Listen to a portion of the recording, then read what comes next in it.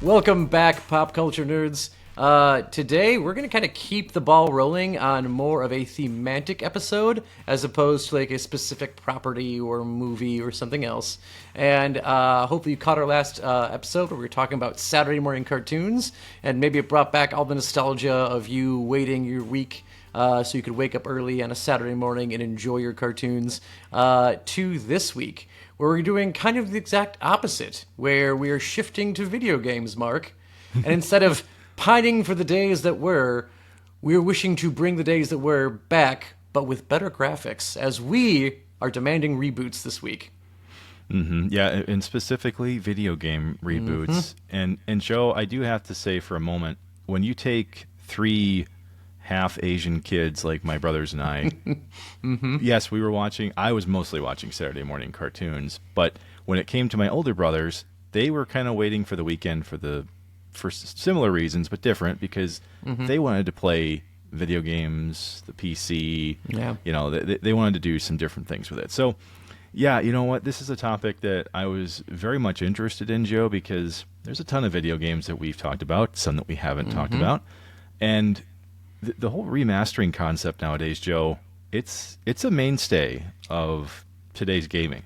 Oh, completely. I mean, you think of just the remastering, rebooting, like, I could say definitely, like, I mean, you get film perspective, it just seems to be like what's the kind of like the easiest thing to do, right? Is stick with a property that you know is profitable and just kind of change it a little bit, update it, give it a facelift, and it should be like money for you again.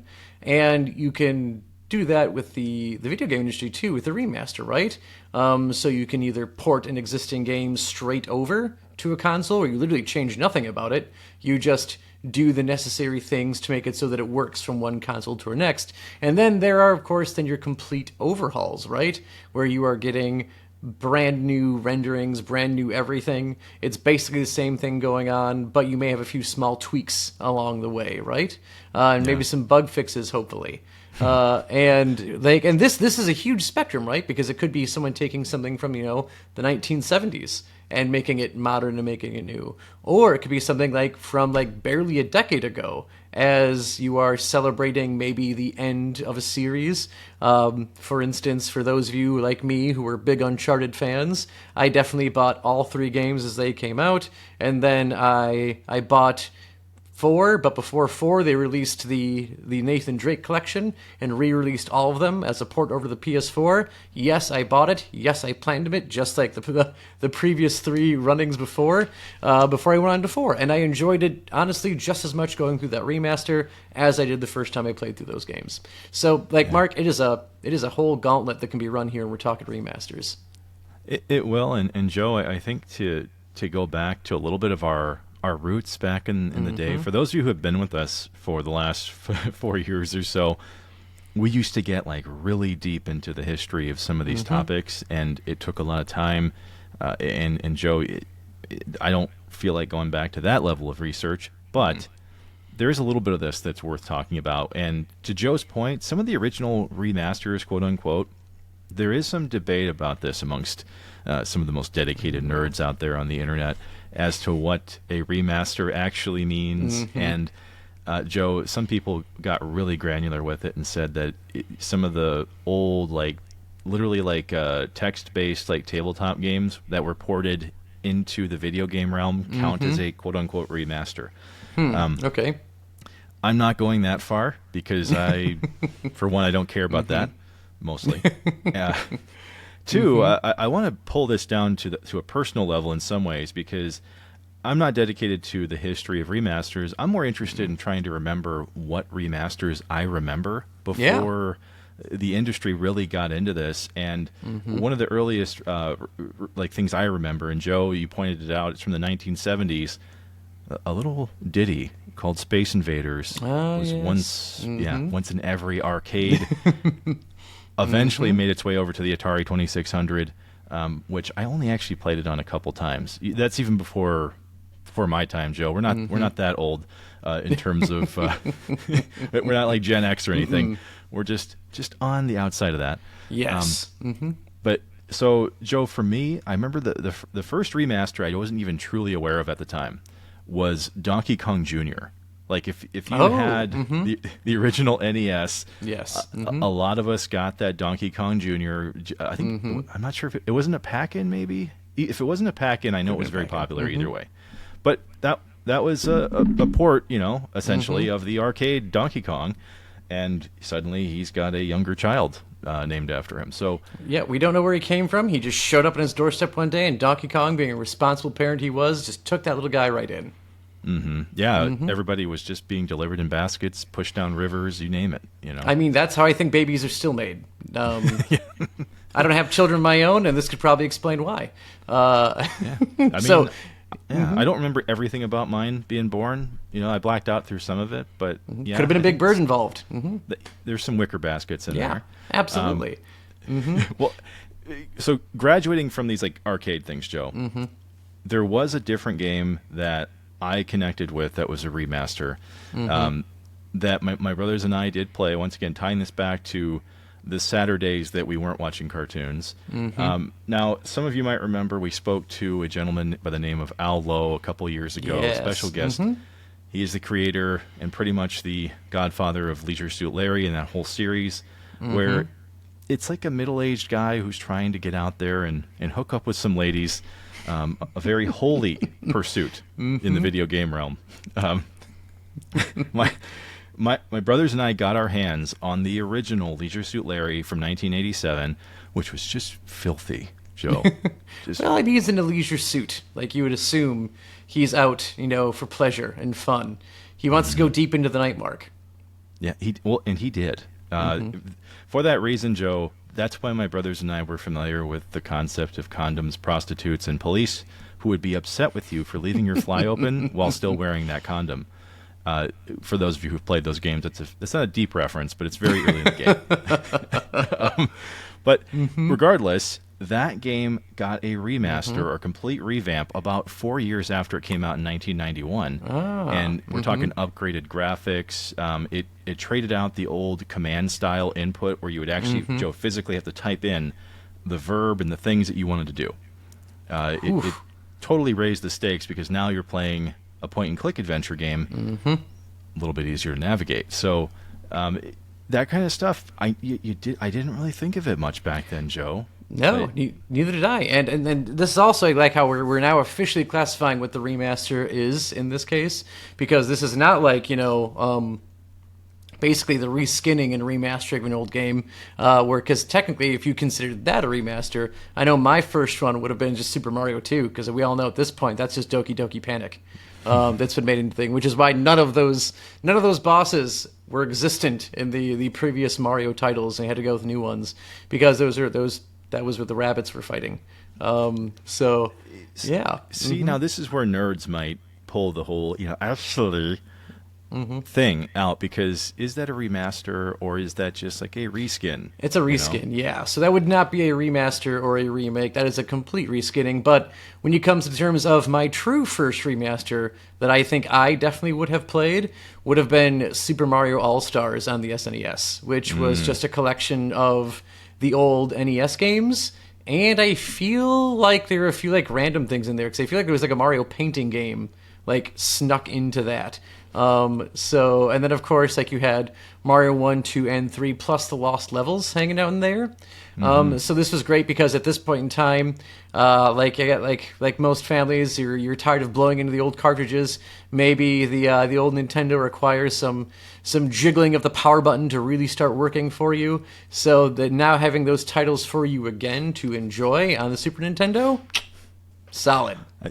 For those of you listening at home, the Nintendo era required a little bit of, and you can't see this if you're on the audio version, but I'm making a very odd thing with my hands. It required some titillation. Some loving. Yeah. Yeah, to get it to work properly. I'm just going to drift into Goldblum whenever I try to do this. It required a little bit of this, get in there. Yeah, you had to get the system in the mood to work after a while. It definitely was not like it's hot and ready to go years. We're around until about, I would say, 1990 is when those NESs just started petering out, and they needed some help to get into action. Joe, this is an old reference, but it checks out. I can't remember what episode we said this in, but I think I equated myself instead of the Little Caesars hot and ready, I called myself sweaty and ready. And you talking about the NES in such a capacity was like it put me right back in that for some reason.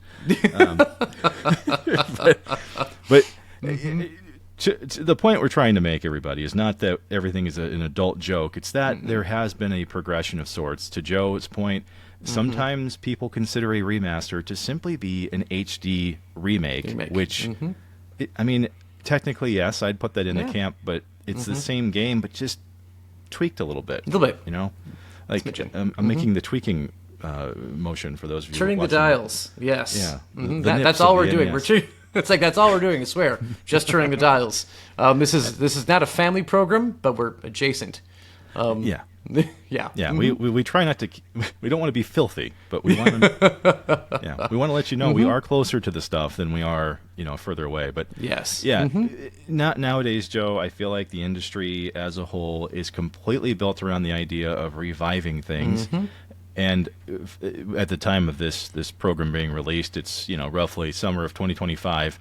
Well, we just suddenly had a stealth drop of Elder Scrolls Oblivion, not more than like a month and a half before this. Complete remakes. Yeah, that is something that I think about my students were coming to me like on a daily basis. You playing Oblivion yet? I'm like, nah, I don't have the time for that. Don't have the commitment to do some Elder Scrolls for that long anymore. Don't have it in me anymore.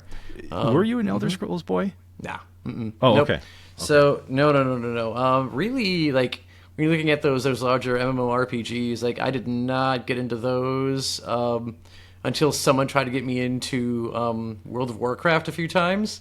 These were friends and roommates, and then I instead went out and bought Star Trek Online. So yeah, yep. Well, played by myself. Before we ever talked about Skyrim, we were talking about Oblivion and the little region of Cyrodiil, which south of Skyrim, which frankly I think it just has better architecture and might even have higher property taxes just because of it. I mean, I said the housing's probably nicer that area too. Dude, seriously, if you look at the differences between those two games and the housing, it's just like whatever they were doing in the south, they just. I'm telling you, the Property Brothers must have been working down there, just making these places look amazing. But hey, but that's the whole point. Elder Scrolls Oblivion kind of rides on the back of this Final Fantasy VII Rebirth. Resident Evil 2 got that just absolutely bitchin' remake a couple of years, or actually 6 years ago now, I think.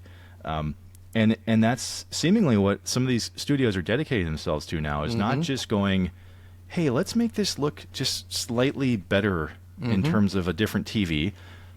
Why don't we actually rework this into something more modern? Yeah. And Joe, what are your thoughts on that whole progression? I mean, I would like to complain about it, but I'm also like a healthy contributor to that market, considering that some of my favorite games, like we've talked ad nauseum about, are the Pokemon series and the Pokemon franchise. And I definitely had Pokemon Red. I bought Pokemon Red again when they released it for the DS. Well before that, happily owned Pokemon Fire Red, which was a remaster of the original. They upped the graphics, they changed the story, and they tweak it just a little bit. One of my favorite video games of all time, and my favorite Pokemon game of all time, is definitely Soul Silver. So, loved that game. And again, having it so that your Pokemon was out there with you all the time, because previously that only happened in Pokemon Yellow, and it was only Pikachu. But now whatever is in your first party slot was out there hanging out with you doing things. Loved that. And I've bought every remaster that Pokemon's come out with, outside of the Sun and Moon remasters, because I never even played Sun and Moon. I didn't go for those ones. So I have no problem with these. And hell, like even looking at, I happily played both the remaster and ports of Majora's Mask and Ocarina of Time when those came out for the DS. And I would 100%ed both of those games after, I've 100%ed playing them on the Nintendo 64. So while it could be seen as like, I don't know, if it's seen as empty or like shallow, like the nice thing is that the video game industry is massive. If you don't want to play those games again, don't buy those games. If you loved the games when you were a kid and you want to play them again and you want them to look slightly nicer, freaking do it. I even watched like some kid on his Steam, one of my students on his Steam Deck, played a port of Majora's Mask, and it was going at like 60 FPS. best that game nice. has ever looked in its life. And I'm like, I would happily play that. And then, of course, if it's not for you because you've already played it, move on. There are plenty of other video games to try. Well, you say ad nauseum, Joe, and for those of you who are once again audio only, I'm holding up my Charizard statue that came with the recent like collector's box with it. You know what? When it comes to the old age of Pokemon, because we are talking now, Joe. I mean, it's unbelievable. We're almost 30 years away. Which, once again, I just wanted to clutch my chest there and kind of keel over.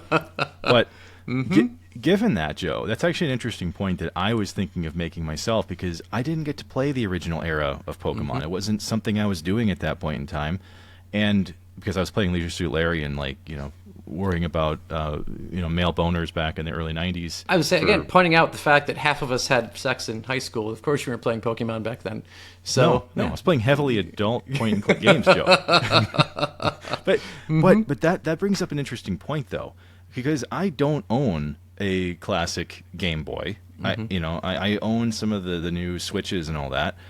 But, Joe, why hasn't Nintendo considered remastering the old school Pokemon into like a Sword and Shield era kind of experience? I mean, what's holding us back from doing such a thing? And that's and even I want to go even a step further, because things have come online of people always fucking around with the Unreal Engine, because again something that's lived way past its mandate. That thing is definitely the Hubble telescope of the gaming industry. For those of you who enjoy the sciences, it's just hanging in there. But people have remade Pokemon Red and Blue, but they made the artwork look like, or the graphics look like, the artwork from the old original instruction manuals.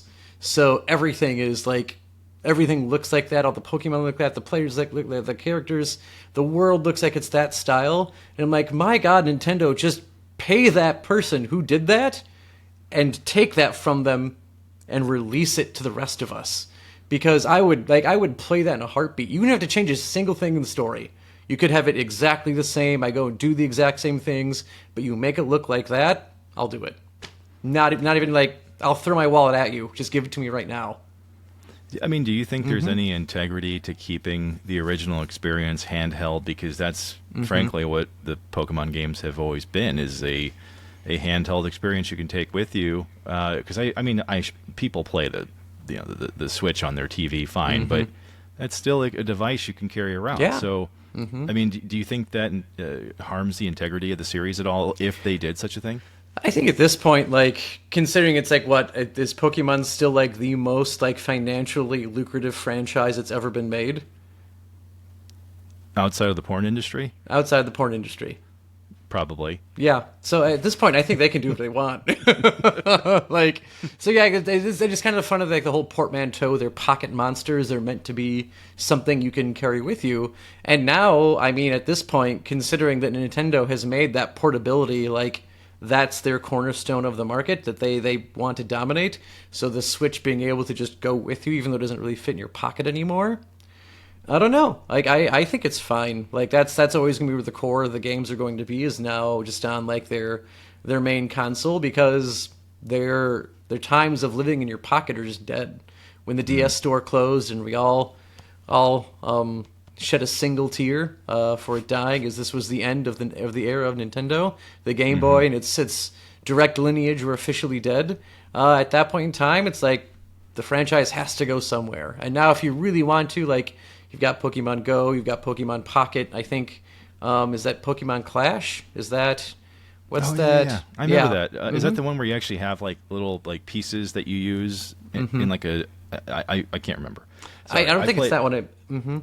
I played so many damn Pokemon mobile games. I can't keep them straight anymore. There's exactly. So there's a plethora of Pokemon Mobile for you out there, and also you can play. I mean, again, illegally, you can definitely play the old red and blue on your phone now too. There are definitely ports and apps where you can get that on there, so that if you want to have the experience of the pocket monsters living in your pocket, sure, go for it. But no.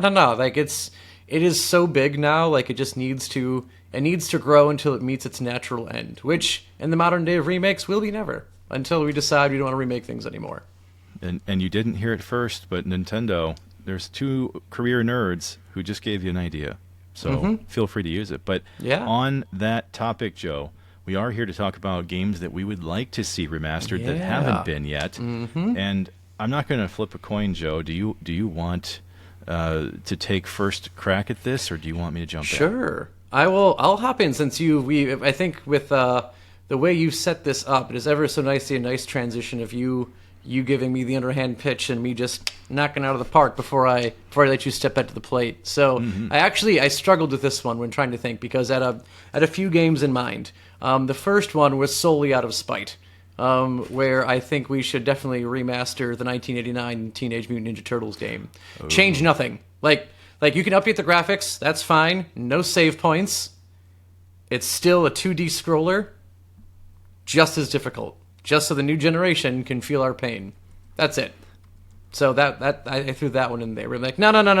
That can't be the pick. Because that's also the only reason why you want to do it, because no one believes us when we say that was the hardest game ever made. Outside of, the Gen Xers and the millennials who played it. So I threw that one in there for spite. But then I had two honorable mentions that I really, really liked. One that I knew how much I loved, but critically didn't do so great, and that's Mobile Suit Gundam Journey to Jaburo. It's basically you playing through the first 2/3 of the original Gundam series. The reasons why it does not do so well is because they really try doing the real robot feel. So that is, they feel weight to the steps that the robots take. They don't fly around super fast. They are just the right amount of clunky for what they're trying to do. And then when you get out of the story and you go into basically these like side missions and these quests, you're basically at a grind to just unlock different mobile suits, one at a time, until you can complete the whole collection. You can replay the story mode until you get the highest possible ranking on every single mission that you wanted to. So it's a grind for a lot of people to slog. And again, the fact that your Gundam doesn't move like it does on the show is always a big disconnect for people. So you could do it and make it work like that. But again, that's just a game that I don't think too many people in our audience would have played and would have enjoyed. So me, like, the close second place was definitely Spider-Man the movie. If you ever played that for the PlayStation 2, GameCube, and Xbox. Because one, great game. Absolutely fantastic. You had Tobey Maguire came back and actually did the voice for Spider-Man. It had just enough, like, obviously the movie story was there, but then it had a bunch of original content to it too. I will always remember the time where you had Spider-Man meeting the Shocker, and he doesn't know his name yet. He just sees him like, "Who are you? What do you call yourself? The Shocker? Huh, how about this one? The Cushion." Because of the way the way the costume looks. That's like classic Spider-Man. I loved it. And then they had like fun little you could unlock Spider-Man bowling at the end of the game, which was a total blast. So that was my close second. And I really want to talk about that one for a lot. But where I ended up was also from that same era of games, and looking at the still in the PlayStation 2 title. Actually, no, I take it back. It's actually past that. This is for the PS3. So it's not a launch title, but this came out in 2010. Which I'm trying to remember when the hell the PlayStation 3 came out. Because that was what? 2006, I want to say. There you go. So Yeah. definitely not a launch title, as it's 4 years after the system came out. Be a hell of a wait. But I went for Fall of Cybertron as my one I would love for an absolute remake. So this is one made by Activision in I'd consider their prime. They're still going, making good games there. But God, some of that fantastic just times they put out the PlayStation 3. This was made with the Unreal Engine because, like I said, it's Unreal that it keeps going. This is on the 3. And it was just an insanely fun game. This is kind of like Hasbro kicking off trying to remember they're starting a new continuity, so that the aligned continuity is what they refer to it as. We're making a solid backstory for the Transformers, and all mediums will follow this going forward. So that way because the cartoon did its own thing, the comics did their own thing, things were crazy. So now it's like going forward, this is the lore we follow. So you had great voice acting in this game. It was a third-person shooter. So just always like over the shoulder look. Felt kind of Gears of Warsy, like with the kind of the movements of going on with the game. Transformations were instant and fun and slick. You had like 4 different classes of characters you can be between like leader, scout, and then there were 2 other classes in between, I believe. So it was just fun. You got like basically had different stats depending on what class you picked, and different characters from the original '80s series were there for you to like pick from in these kind of cooler, reinterpreted and thought of Cybertron modes. So they didn't look like their Earth vehicles because they didn't have to blend into anything. They were just themselves at the time. And like the story was fun and engaging because now you're like in the midst of the Cybertron Civil War that is usually like, just a few episodes in the grand scheme of the original series, or it's like, a flashback from a movie. And now you get to really expand on that rift that has occurred between the Autobots and the Decepticons for really I feel like it's the first true time of you're able to do it if you're not reading the comics that they were coming out at the time. So, like, it was just a sweet, fun, engaging story. And on top of that, playing through the campaign, what was really, really great about it, other than, like, a few, like, just awesome moments, like fighting Trypticon, which, if you're not familiar with your Transformers, it's basically a gigantic T-Rex that's the size of, like, a city. He's absolutely massive, so when his reveal happens, you have to fight him. It was definitely like an oh fuck moment. Like, I don't know how I'm gonna do this. I'm a fucking semi truck. What do you think I'm gonna do against a giant dinosaur here? But that had some weight. There's plenty of comedy, tons of throwback and references to really anything. Like if you read the IDW comics, references to that. There are references to the original cartoon. Even the old Marvel comic references were like thrown and weaved in there. But while you're playing the campaign, you could also optionally play it online and have up to, I think, 3 people doing a co-op campaign for while you're playing this game. And it does a great job at you getting both sides of the Civil War. So half of the game you're spent as the Autobots, the other half you're spent as the Decepticons, and they kind of weave in between. So you're not just one for a chunk, one for the other chunk. So that was just a ton of fun that you could play with people online or play with your friends. And it's the kind of like the gradual expansion away from the LAN party, where you could just play without the systems attached to each other. And then on top of that, they had really fun just online experience outside of the campaign, because you had like your very typical stuff that was made popular and fun from things like Call of Duty and Halo at the time. So like you had online stuff where you could not be any of the main characters. You were just kind of generic Autobot, Decepticon characters. And you had things like traditional like deathmatch and team deathmatch, and those are just self-explanatory. You get a time limit. Whoever has the most kills is the side that wins. But then you basically had, I think, one mode that was called Conquer, and that was like Capture the Flag, or King of the Hill, not Capture the Flag. So just holding objective points for the longest time until you reach the limit, and whoever holds the objective the most gets the win. I thought you meant for a moment that you were standing in Cybertron with your friends drinking beer in front of a fence. I mean, that's Mac Dam's old oil house. That's for those of you who enjoy that lore. Yes, we're that level of nerdy. We can get drunk on some oil. Yep. And then the last mode that was really cool is called Countdown to Extinction, and it's literally there's just a bomb you pass between the two of you, and whoever has the bomb by the end blows up and loses. So that was a fun style of game that was there too. So it all in all, like I don't think Peter Cullen was back as Optimus Prime in this game. I'm trying to remember if he was or not. I don't know if that was like the one downside to it, but like even then, like you had someone who was comparable to trying to sound like Peter Cullen to make it work. So the voice acting, even if it wasn't the original voice actors, which definitely couldn't be the original, because I know like the guy who voiced Starscream, like that guy he partied, Mark. He fucked hard, and he had to go to jail for it a few times. So when he passed, he probably passed because he was having a damn good time. Probably just like, I'd imagine like Raphael the artist is how he went out. Well, I remember when this came out because it was around the height of the original movie series, breathing life again. And I actually remember hearing about when the online functionality was shut down for it, because I feel like it happened fairly quickly, but I could be wrong on that. But it's one of those rare times where it's like there was the Ghostbusters video game in 2009 came out just the year before, and you're actually seeing some legit adaptations from properties like this now. It actually kind of makes me upset that the timing is everything, right? Yeah. And if this had been maybe even just a couple years later, what happens?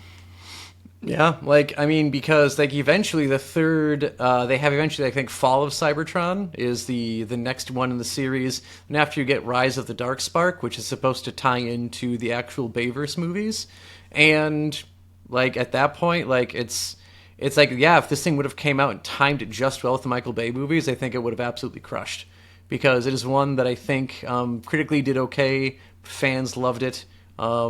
Sort of thing. I also forgot to mention High Noon Studios was was the developer for this game. Just because they made, I feel like they did a bang up job with this, and definitely the follow up with Fall of Cybertron. Rise of the Darkspark was okay. It was kind of meh. Like it felt like that was one where, like, you know, like someone up top in some sort of chain of production wants it to be made so it can tie into a movie, so we're making it. Feel. But those we first do two this, games, but we don't want to spend a lot of money.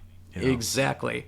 Yeah. So on that note, Mark, given you asked me for one thing and I gave you like 5, if you could give me your thoughts on what you like to see remade or remastered, where would you go? What would you want to see redone?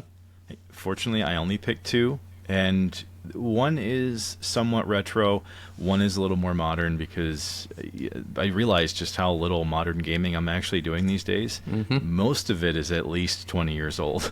And so get off my lawn. So the first one I wanted to see remastered is it's always been slightly off the beaten path of even most RPG fans. But it's a title by the name of Shining Force 2. It was on the Sega Genesis or the Mega Drive as well. This came out in 1993. It was developed by Sonic Software Planning. There's an exclamation point in there. And it was published by Sega, of course. Now, Shining Force 2, of course, isn't the first one, right? There's a 2 at the end. So there was a Shining Force before this, but these two games, they don't connect. So Japanese are just making stuff, Joe. They're just doing things. We don't question it. But either way, it was they call it a tactical role-playing game, where you have like essentially like a chessboard, and you have like an overworld that you walk around on. It's very Legend of Zelda-ish feeling, and original Zelda, not Tears of the Kingdom. But either way, you're walking on this map. You interact with monsters, and the battles are like on a grid where you have to move and then strategically get near the enemies and then do the business, right? So that in itself isn't why I thought this game should be remade. It is obviously very addictive, though, because you go along different areas of the map, and it's not dynamic isn't the right word, but there are things that can be different based on how you interact with a certain area. So if you go with a specific character and you talk to them, there's a chance they'll actually join your party. If you go to a specific part of the map and you find a unique item, a character can then use that item to, like, quote unquote evolve or level up. And back in the day, Joe, this was like just crazy stuff, man. Like we're all sitting around going like, how is this possible? He read a book and now he's a different kind of mage. This is stunning.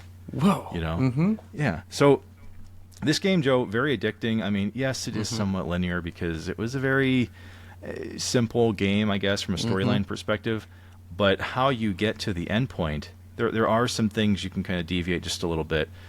You know, search around for a unique item and then move on. I think this would be a perfect game to revisit for whoever owns the rights to it. It'd be a great thing to just either maybe give a little bit of a facelift to. Yeah. I don't know. I'd be willing to see how this looks now, because you have Expedition 33 out there bringing life back to more traditional turn-based RPG gameplay. I do think people would still want this. But either way, we'll flash some pretty pictures up there so you can see what it looks like, folks. But absolutely. But that's not my main pick, though. Oh, okay, yeah. That's the runner-up. All right, so what's your main pick? My main pick, Joe, is a 2007 action adventure game. There's no point to draw this out. It'll give it away. Made by Ubisoft Montreal, published by Ubisoft. It's the first installment in the Assassin's Creed series, Joe. We got Altair ibn Lahad, the son of no one, the flying one, getting it done for the first time, killing people with a hidden blade. I mean, Joe, this game, when it came out, I was sucked into it because of the historical, quote-unquote, accuracy involving real-life people in a video game narrative.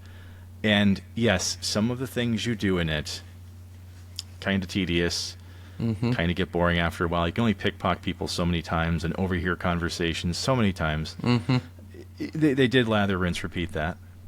But it got better. It did. As it the got series better. went on. But seriously, this is a game that I would love to see, like, facelifted, remade slightly.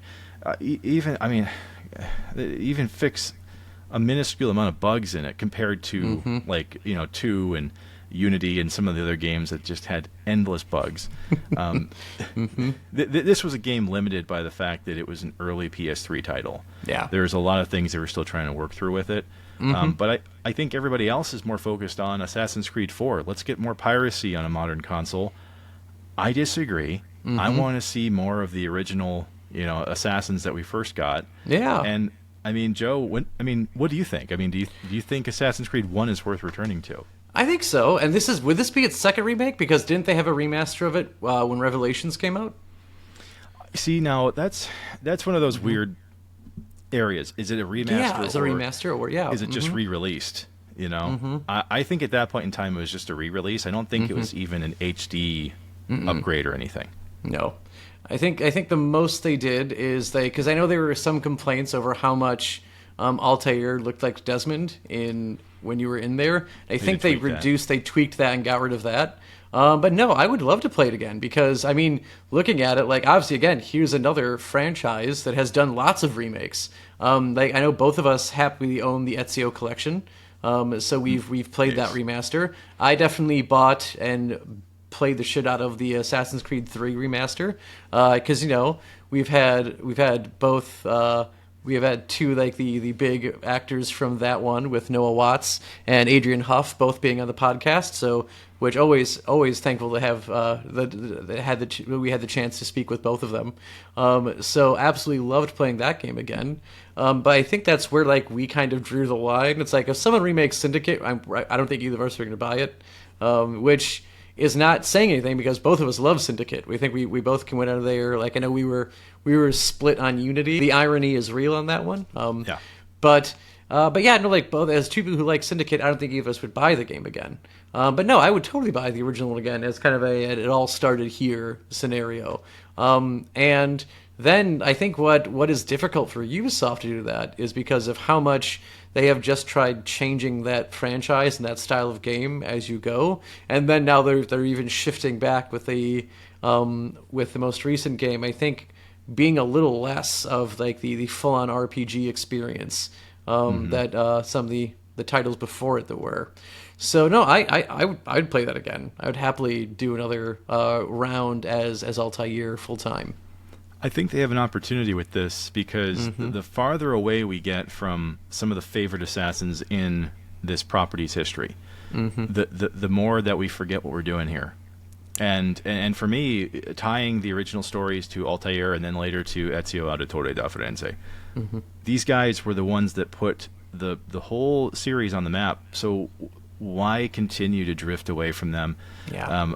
So obviously, I'm still clearly in love with the original 4 games and everything they tied together, but I do really think this would be awesome to be able to maybe undo some of the things that or I should say do some of the things they couldn't do with that first game. Like, I don't know, give Altair a crossbow that he has in the very beginning of the trailer that you never see in the game. Tease for us from the get-go. The first thing we see him use is that damn crossbow and we never got it.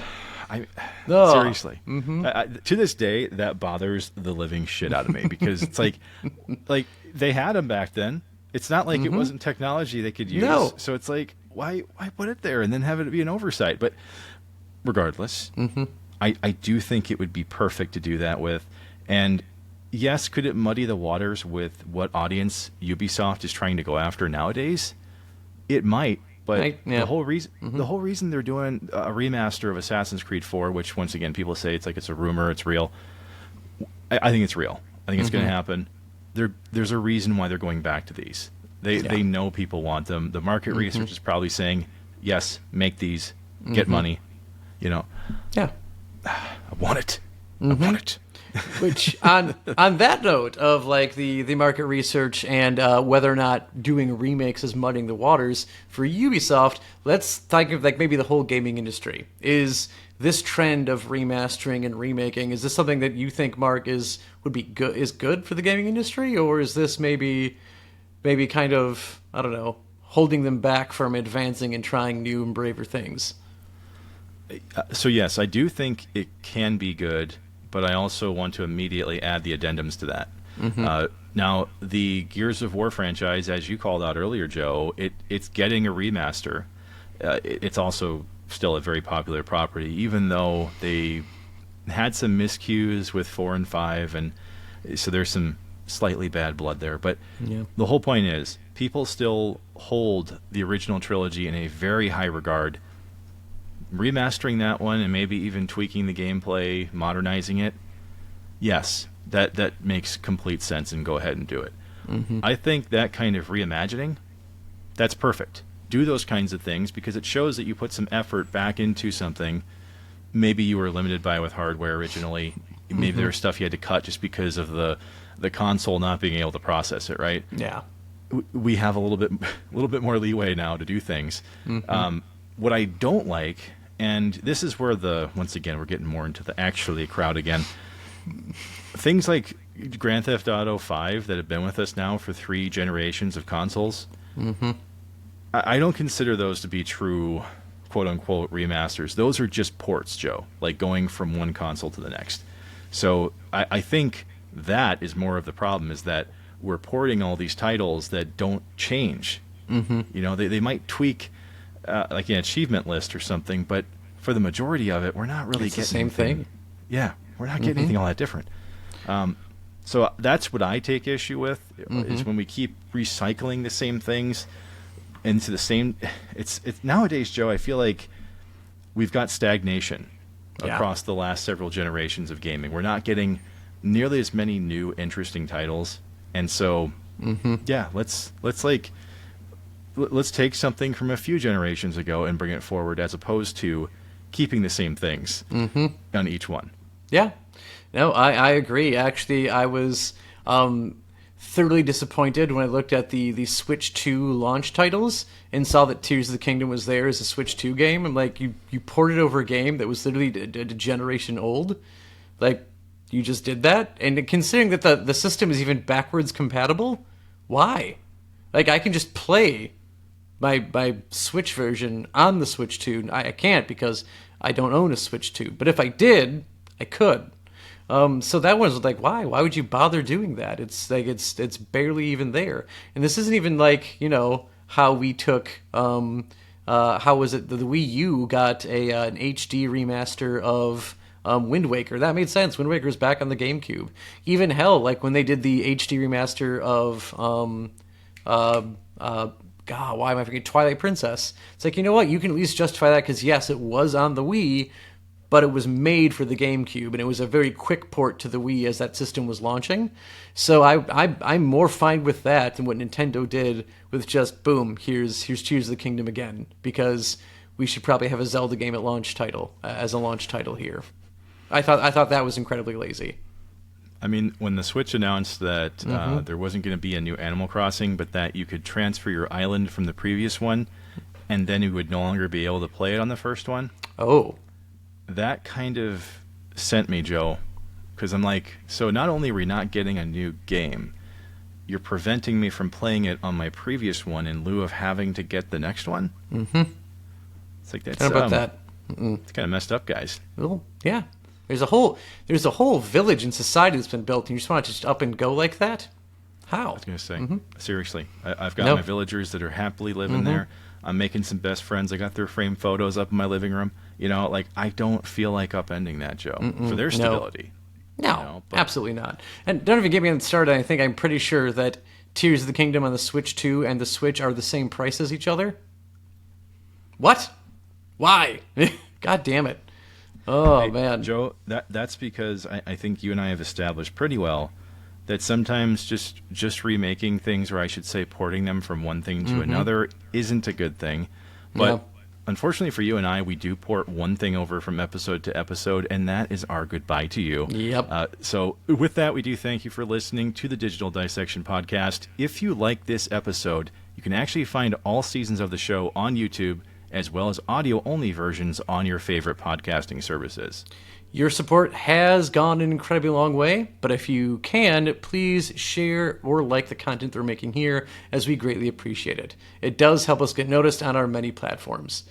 And as always, pop culture nerds, we appreciate you for joining us, and until next time, keep on dissecting.